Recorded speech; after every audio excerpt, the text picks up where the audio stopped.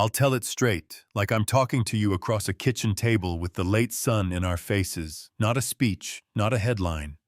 My name's Noah Quinn, and I was the kid with the clicking leg who learned what happens when the right person stands next to you at the right moment.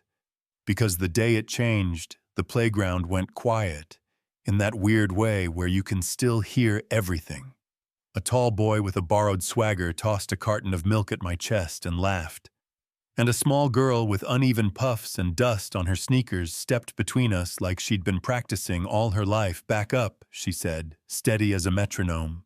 He didn't invite you, and if you've ever seen a bully blink, you know the feeling like air finally getting in your lungs. We were 6, and 6 is too young to be good at pretending you're fine.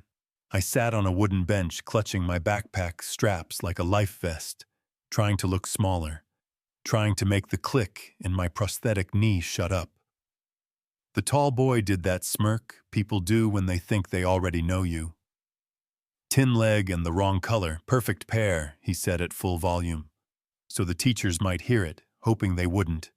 And Jayla, that's her name, didn't flinch.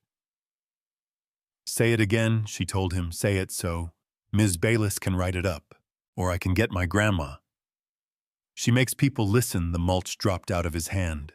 His friends deflated and the crowd that pretends not to exist shifted. Yeah, that happened. And then she turned to me, pulled a wrinkled napkin from her pocket, dabbed milk off my shirt like it mattered. They're just dumb. Don't let them make you smaller, she said. And when the bell barked and I stumbled, her hand found my elbow there. Better 2 words that stuck to my ribs all day. Home was a different planet. Riverton's skyline slid past the SUV, glass, leather, and polish everywhere. My dad, Daniel, was on the phone, saying numbers like doors closing, and the house we pulled into had a fountain that tried to be a lake inside.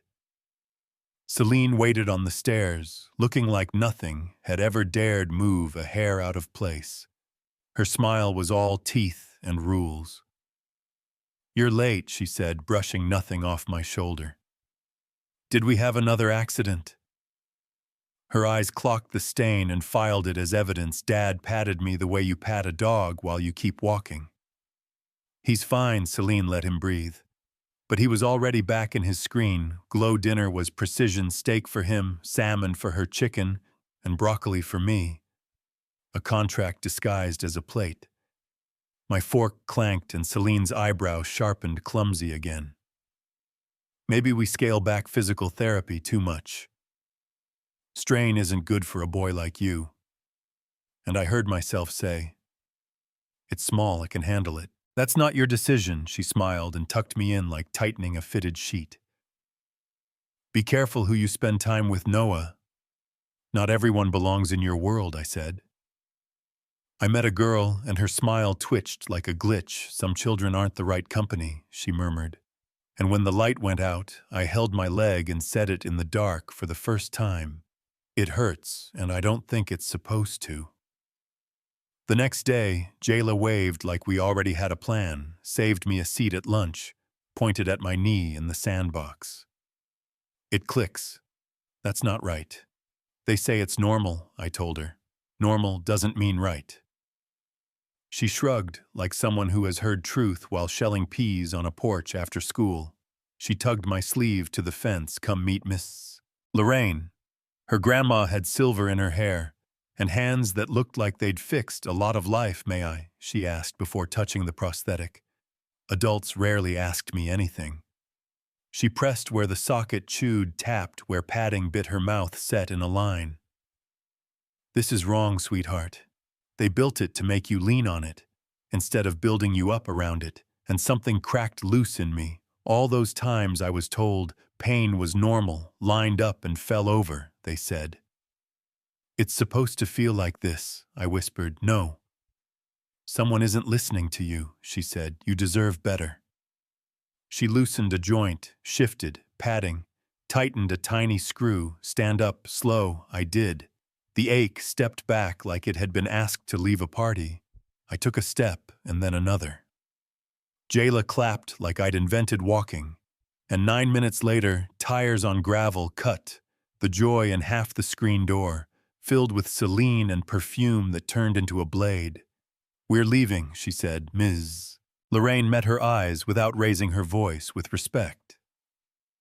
"The boy is in pain," Celine's smile showed the wolf under the pearls proper care. "Doesn't happen in a trailer," she snapped, and in the SUV she dropped the ribbon tone. "You will not come here again. They are beneath you." I stared at my hands until they almost became something else, felt the brass bolt Jayla had shoved into my palm. "Keep this proof, things can hold together," and I held it like a password. You know what I mean? When I say a dad can be in the room and still be far away, but that night I tried him anyway, stood in the study doorway with papers fanned out like a map. "Dad, my leg is wrong," I told him about Ms.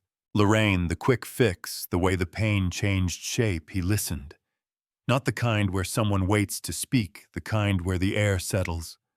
"Let's get another opinion," he said, quiet, like a secret.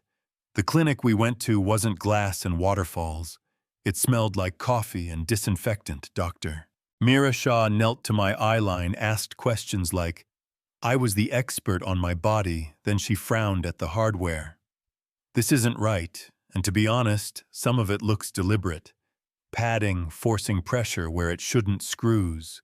Tightened past." Sense Dad's jaw went granite. "Deliberate," he echoed. "Sometimes there are incentives for frequent adjustments. More dependence means more visits," she said carefully. "I'm not saying that's what happened. I'm saying it looks intentional." She did her own quick fixes, asked me to walk, I did. And for the first time, the ache wasn't the boss on the drive home. Dad's hand on my shoulder meant something different.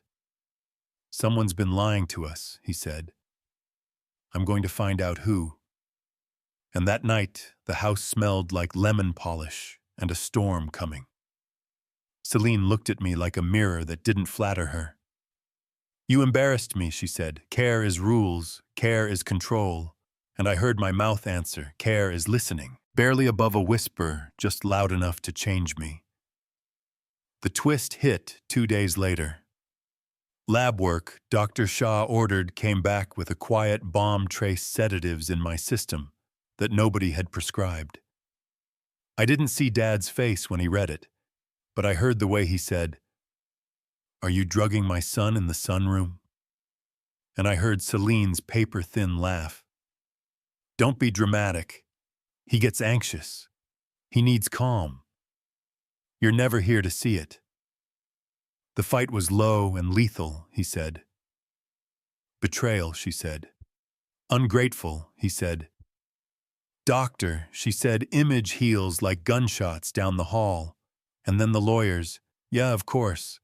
Because control doesn't leave it rebrands." She filed for custody, trying to paint herself as the only steady hand, and my dad as a man too busy to notice the shape of his child's pain. The courtroom was wood and flags and eyes. Her attorney polished her halo. Our attorney put Dr. Shah on the stand, and she explained misalignment so clearly you could feel it in your own knee, the sedatives laid out without melodrama. Ms. Lorraine told the truth, like grandmothers do, gentle and sharp, and then they called me. I put my fingers around the brass bolt in my pocket and told the judge the simplest thing I knew. It hurt every day. I said it out loud and was told it was normal. When Ms. Lorraine fixed it a little, it didn't hurt the same when Dr. Shah fixed it more. I could walk different. I was told I needed to stay weak to be safe, but I wasn't safe. I was quiet. That's different. And you could feel the room tilt toward the person I actually was. The ruling gave custody to my dad. Stripped Celine's say over my care-supervised visitation, if any she left like a storm cloud that still thinks the next town will love rain. After that, life didn't flip a switch. It turned a dimmer. Dr. Shah built me a leg that moved with me instead of against me. The first time I ran the length of the playground, kids clapped. Even the tall boy mumbled, "Nice running." like it hurt to say it. And I didn't need the apology, but it was a lighter sky for a minute. Tuesdays, Dad worked from home, learned how to heat leftovers without turning them into fossils, stood at the fence during the school fun run. Yelling my name like volume could hold me up halfway through. I stumbled, panic grabbed my throat, the old way. I felt the bolt planted, my good leg, kept going. I didn't win, that wasn't the point. I finished holding Jayla's hand, both of us laughing so hard. The sound blurred. That night we squeezed into the blue trailer, ate greens and cornbread. Dad brought a crooked cake he actually made. And we were loud in the way honest rooms are. And if you want the messier truth, a month later Celine appealed. People who love control always believe the next room will love their story. She lost again. But sometimes I still think about what makes a person break a kid just to prove they're the one holding him together. Greed. Image fear. You tell me, I just know. The first time I slept without pain, I woke up, and the house felt like a place, not a trap. Dad sat on my bed and said he was sorry for every day he wasn't looking. I told him I didn't need perfect, I needed ears. He nodded like he finally understood what that costs. And these days when I hear a click, it's usually a door, a pen, sneakers on pavement.